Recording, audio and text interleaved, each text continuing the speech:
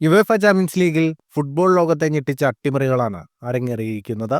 കരുത്തരായ മാഞ്ചസ്റ്റർ സിറ്റിയും നിലവിലെ ചാമ്പ്യന്മാരായ PSG-യും അപ്രതീക്ഷിത തോൽവി ഏറ്റുവാങ്ങിയിരിക്കുകയാണ്. നോർവീജിയൻ ക്ലബ്ബായ ബോഡോ ഗ്ലിംറ്റിനോട് 1-നെതിരെ 3 ഗോളുകൾക്കാണ് മാഞ്ചസ്റ്റർ സിറ്റി നാണം കെട്ടത്. മത്സരത്തിന്റെ തുടക്കത്തിൽ തന്നെ കാസ്പർ ഹോഗ് നേടിയ ഇരട്ട ഗോളുകൾ സിറ്റിയെ തളർത്തി. 58-ാം മിനിറ്റിൽ ജെയിംസ് പീറ്റർ ഹൗഗോയുടെ തകർപ്പൻ ഗോൾ സിറ്റിയുടെ പതനം പൂർത്തിയാക്കി. റയാൻ ഷെർക്കി ഒരു ഗോൾ മടക്കിയെങ്കിലും സിറ്റിക്ക് രക്ഷയായില്ല. കൂടാതെ മിഡ്ഫീൽഡർ റോഡ്രി ചുവപ്പ് കാർഡ് കണ്ട് പുറത്തായത് പെപ് ഗാർഡിയോളയ്ക്കും സംഘത്തിനും വൻ തിരിച്ചടിയായി മാറി. മറ്റൊരു മത്സരത്തിൽ കരുത്തരായ PSG-യെ സ്പോർട്ടിംഗ് ലിസ്ബൺ അട്ടിമറിച്ചു. 1-നെതിരെ 2 ഗോളുകൾക്കായിരുന്നു പോർച്ചുഗീസ് ക്ലബിന്റെ വിജയം. ലൂയിസ് സുവാരസിന്റെ ഇരട്ട ഗോളുകളാണ് PSG-യുടെ വിധി നിശ്ചയിച്ചത്. കളി അവസാനിക്കാൻ നിമിഷങ്ങൾ ബാക്കി നിൽക്കെ സുവാരസ് നേടിയ ഹെഡർ ഗോൾ സ്പോർട്ടിങ്ങിന് ഐതിഹാസിക വിജയം സമ്മാനിച്ചു.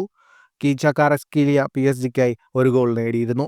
ഈ തോൽവികളോടെ പോയിന്റ് പട്ടികയിൽ ആദ്യ 8-ൽ നിലയുറപ്പിക്കാൻ ഇരു ടീമുകളുടെയും പോരാട്ടം കഠിനമായിരിക്കുകയാണ്. വരും മത്സരങ്ങളിൽ വലിയ വിജയങ്ങൾ നേടിയാൽ മാത്രമേ സിറ്റിക്കും PSG-ക്കും നേരിട്ട് നോക്കൌട്ട് ഘട്ടത്തിലേക്ക് യോഗ്യത ഉറപ്പാക്കാൻ സാധിക്കൂ. ഫുട്ബോൾ ലോകത്തെ കൂടുതൽ വാർത്തകൾക്കും വിശേഷങ്ങൾക്കുമായി സ്പോർട്സ് കഫേ സബ്സ്ക്രൈബ് ചെയ്യുക.